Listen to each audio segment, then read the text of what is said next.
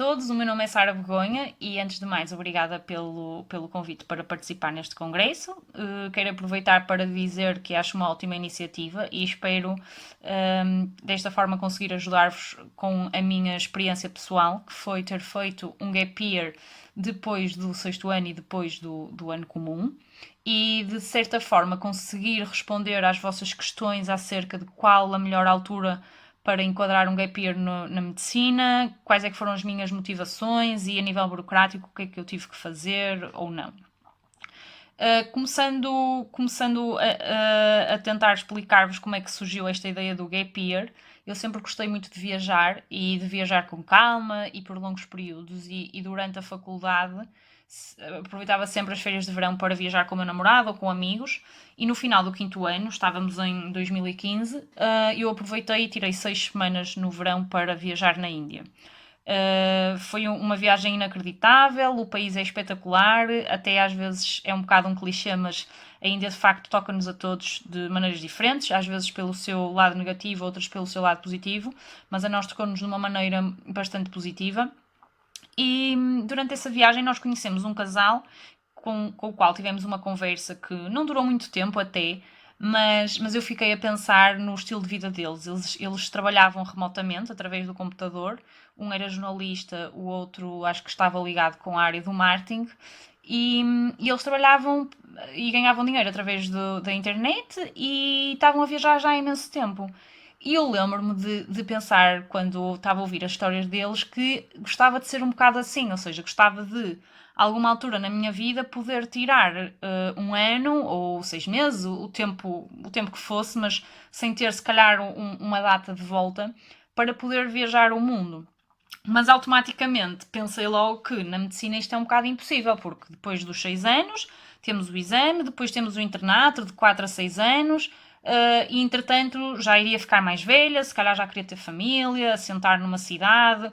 Ou seja, achei a ideia espetacular, mas foi aquilo que me passou pela cabeça e automaticamente pensei, isto nunca vai dar para mim, tendo em conta a profissão que eu escolhi. Lembro-me que estávamos no final da viagem e eu sentia-me um bocado angustiada de estar a voltar para Portugal, porque tinha a sensação que aquela iria ser a última viagem grande que iria poder fazer, porque no verão a seguir ia ter que estar a estudar para o Harrison, e depois na especialidade são os 22 dias de férias que todos temos direitos. Ou seja, eu queria voltar para começar a organizar o estudo e para preparar-me da melhor forma possível, mas ao mesmo tempo queria continuar naquela viagem, que aquilo não acabasse, por saber que se calhar tão cedo não ia ter oportunidade de poder fazer uma coisa do género. A conclusão disto tudo é para vos dizer que às vezes há coisas que acontecem na nossa vida, quer sejam elas negativas ou positivas, que muitas vezes vão influenciar o rumo dos nossos projetos pessoais. E o que aconteceu comigo foi de facto uma coisa boa, foi uma viagem que futuramente, quando eu tomei a decisão de fazer o gap year, influenciou bastante.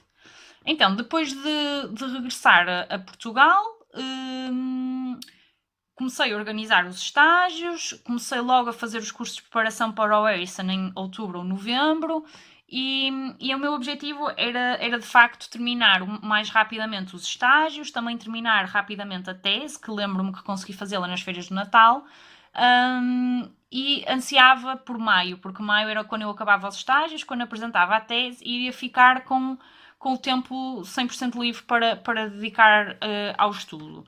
O ano estava a decorrer com normalidade, eu não me sentia muito estressada. Como comecei a fazer logo os cursos no início, ia estudando todos os dias com uma rotina, estava-me a sentir preparada, que ia acompanhando as aulas, já tinha dado uma volta na matéria em fevereiro, ou seja, eu, independentemente de ter feito depois um gap year, estava a fazer o percurso normal de um aluno de medicina que se está a preparar com tempo e assim.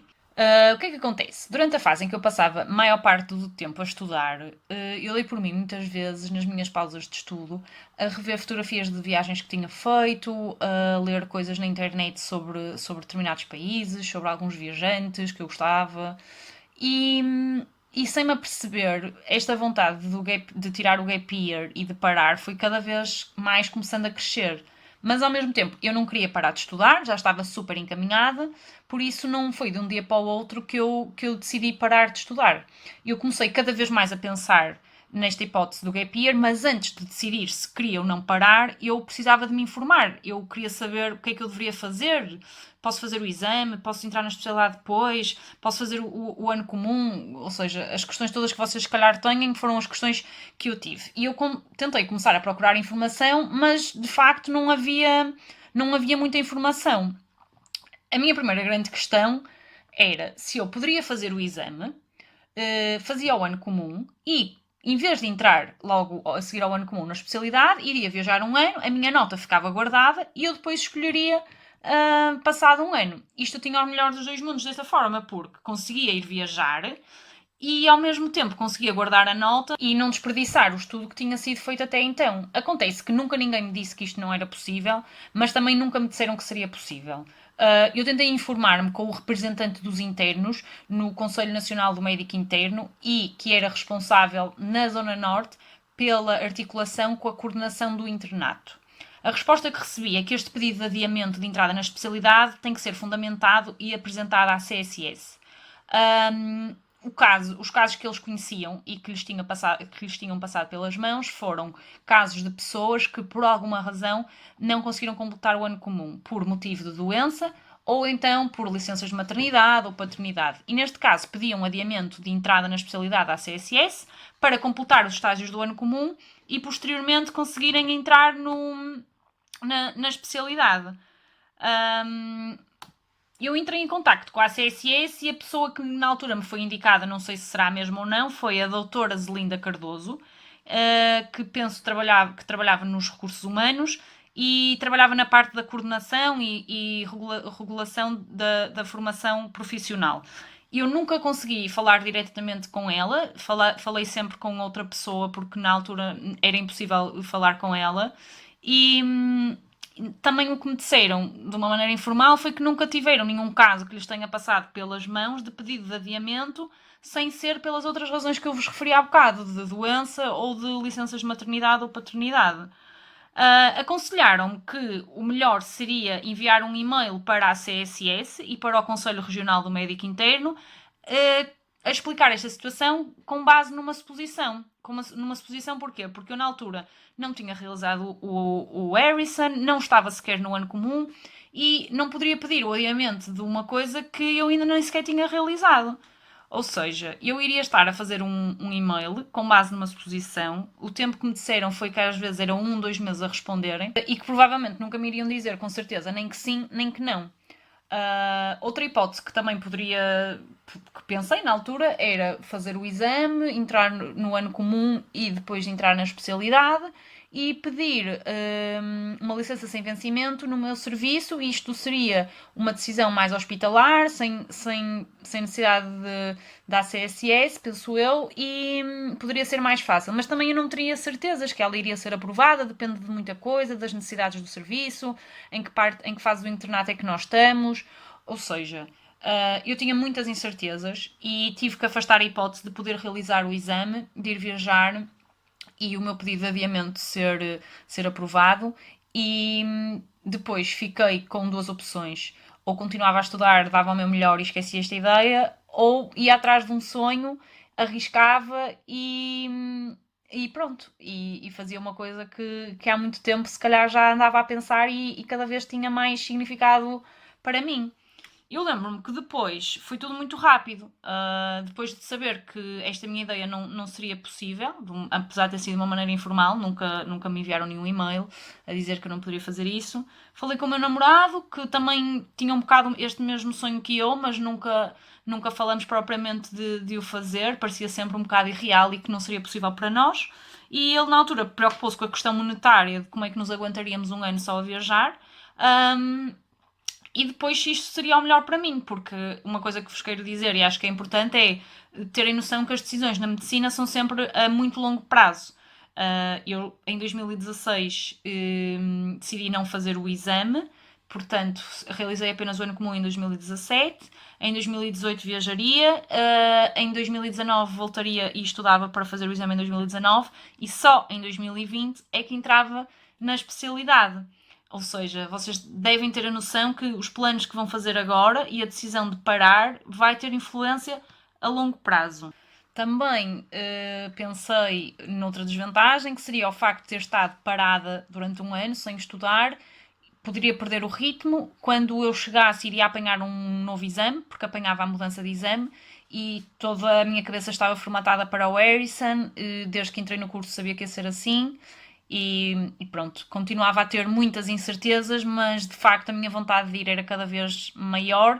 E assim foi, no final de junho eu parei de estudar e por uns tempos mudei o rumo da minha vida.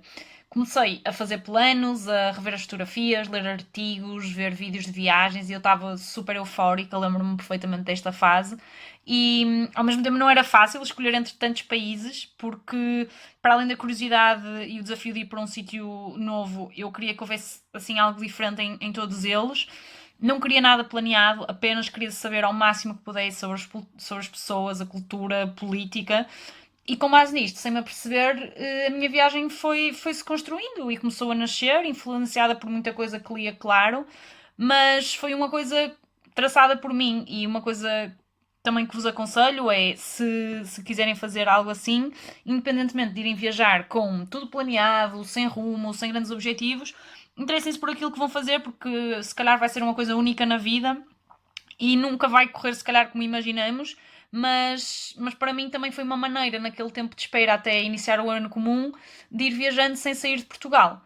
Uh, Aliás, o facto de eu ir fazendo planos acabou por ser um refúgio para todas as vezes que eu tinha dúvidas se tinha tomado a decisão certa ou não, porque acho que também é importante dizer-vos, não foi fácil eu não estar a estudar, os meus amigos iam todos fazer o exame nesse ano e eu pensava que no futuro ia estar mais sozinha, não conhecia ninguém para partilhar provavelmente as angústias que vocês também estão a sentir e eu na altura iria sentir. E pronto, e tinha um bocado de medo da decisão que tinha tomado, mas no fundo eu sabia que era o caminho certo, porque acho que mais vale arrependermos de termos feito uma coisa do que não termos feito. E posso já adiantar-vos que foi provavelmente o melhor ano da minha vida. O que é que eu fiz para ganhar dinheiro? Que também penso que é uma pergunta que me fizeram. Foi eu, enquanto esperei 6 meses para entrar no ano comum, fui fazendo uns trabalhos temporários, que era, como vos disse, uma coisa que eu fiz sempre durante a faculdade e fui ganhando algum dinheiro. Mas claramente, onde eu ganhei mais dinheiro e onde poupei mais foi durante o ano comum em que vivia em casa dos meus pais e consegui poupar ao máximo, gastava só naquilo que era essencial, redefini se calhar as minhas prioridades, mas nunca deixei de fazer nada que fosse importante para mim. Para fazerem o ano comum, é necessário irmos ao exame, pelo menos temos que ir lá assinar, mas já que vamos ter que ficar, no meu tempo era 3 horas, podemos sempre tentar responder àquilo que sabemos. Foi isso que eu fiz durante as 3 horas que lá estive. Em relação ao ano comum, eu adorei o ano comum. Houve estágios que aprendi imenso, outros que não aprendi tanto, mas confirmei que a medicina, de facto, a par com as viagens, é uma grande paixão na minha vida. E às vezes tinha pena de não ter feito o exame e no final do ano ingressar na especialidade com os colegas que também estava a conhecer, mas também houve estágios em que eu ia falando sobre os meus projetos, as pessoas iam se conhecendo, e posso-vos dizer que desde o interno mais novo ao chefe de equipa da urgência, ao diretor de serviço onde eu estava a fazer um estágio, todos eles, quando ouviram as minhas ideias, com uma espécie de volta ao mundo, diziam: quem me dera ter tido a tua coragem, se eu pudesse voltar atrás fazia a mesma coisa, tens tempo para te dedicar à medicina, como é que vais fazer isso? Vais sozinha, não tens medo. Ou seja, isto também me mostrou duas coisas, que a primeira é que de facto não deve ter havido muita gente em medicina a tirar gap years, porque estavam bastante surpresos quando me ouviram, e que não devemos deixar de tomar decisões com medo sobre o que os outros vão pensar, porque desde que estejamos seguros sobre o que queremos, as coisas têm tudo para correr bem. E neste caso, o feedback que eu fui recebendo do hospital foi muito bom. Em relação ao gap year e o que fazer durante o gap year, eu acho que não há um caminho certo de gap year a seguir. Acho que cada um de nós deve, de acordo com os sonhos que tem e os objetivos, encontrar o que melhor se adequa a cada um. No meu caso, eu tirei inteiramente um ano para viajar E se pudessem agora perguntavam-me o que é que ganhei depois disso, ou o que mudou, ou se valeu a pena. E a resposta é que ganhei imensa coisa, muita que nem é calculável, e repetiria tudo novamente. É difícil para mim resumir um ano em alguns minutos e mais difícil é explicar o que é que mudou. Em relação à medicina, passei a ter uma visão mais global, não que na teoria eu não tivesse esta visão global, mas voltei com a vontade de no futuro querer integrar projetos internacionais e de pôr em prática aquela premissa que sempre ouvimos, que é cuidados de saúde para todos. Se eu antes pensava que, depois da especialidade, o meu objetivo era estabelecer-me no Porto, que foi a cidade onde nasci, sempre vivi, e ter uma vida de médico dita normal, hoje em dia espero no futuro conseguir alternar entre esta vida estável e o desafio de levar a medicina a alguns lugares do mundo, e não sei se vai ser sempre assim, mas vou tentar fazer com que isso seja possível e não me acomodar demasiado à vida confortável que nós temos cá.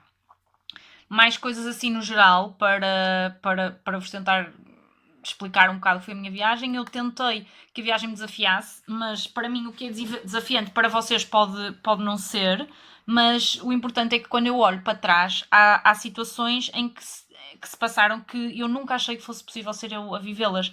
Isto mostrou-me a capacidade de superação e adaptação que todos nós temos, mas que muitas vezes está só ofuscada pela rotina do nosso dia-a-dia, que não nos permite superar-nos e sermos cada vez melhor e conseguirmos atingir os nossos objetivos. Foi uma das coisas que eu gostei de ver diariamente na viagem, muitas vezes aconteceu. Também vi que no mundo há muito melhores pessoas do que más e por vezes devemos aprender a confiar nas pessoas mesmo em quem não conhecemos, e isto foi o contrário daquilo que nos ensinaram em casa, não é?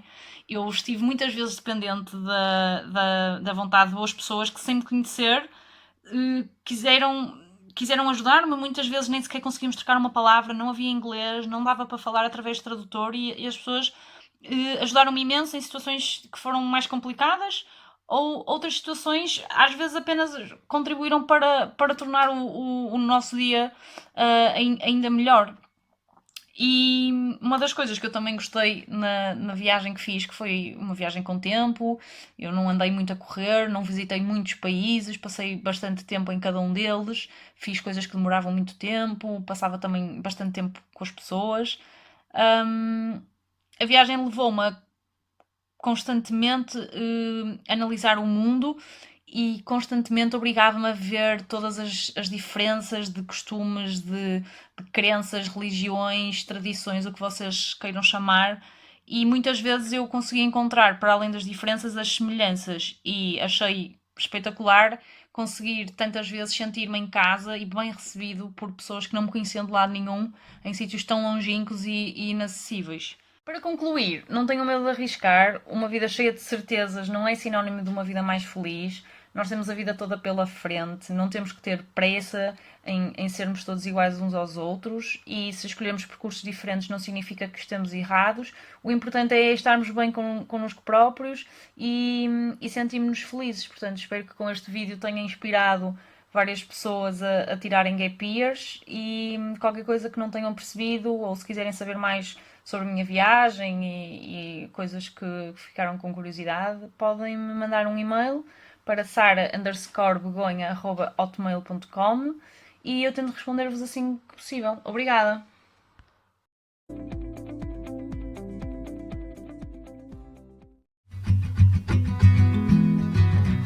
It's with these hands and the hands of our 6,500 professionals that we've gotten to where we are today. And it's because of these hands that we've built a brand to be proud of. And that's why we communicate to our clients the message, it's good to be in good hands. Your hands. In the hands of those who materialize our mission to help people live healthier lives and to help make the health system work better for everyone. You who dedicate your lives to the well-being of others. You who push yourselves every day to be there for the best and worst moments in the lives of our clients. And it's through you that we demonstrate our values and show our pride. Proud to be a point of reference for the quality of our services and safety of our patients. For the health experience we provide, for the technology we employ, and for supporting the communities to which we belong. It's with your dedicated, professional hands, hands that truly show that caring is in our nature, that we are proud to be Luzievich. It's good to be in good hands. Your hands.